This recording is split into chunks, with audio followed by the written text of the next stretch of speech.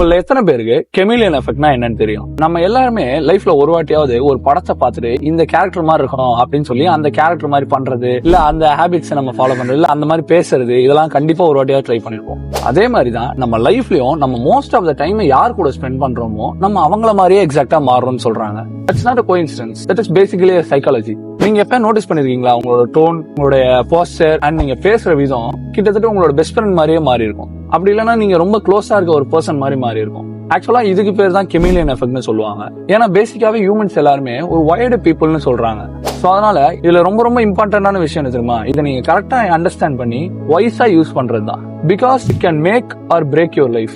Don't spend your time with a shitty people. So அதனால உங்க லைஃப்ல யார் கூட பழகினாலும் அவங்க கூட தெரிஞ்சு பழகுங்க.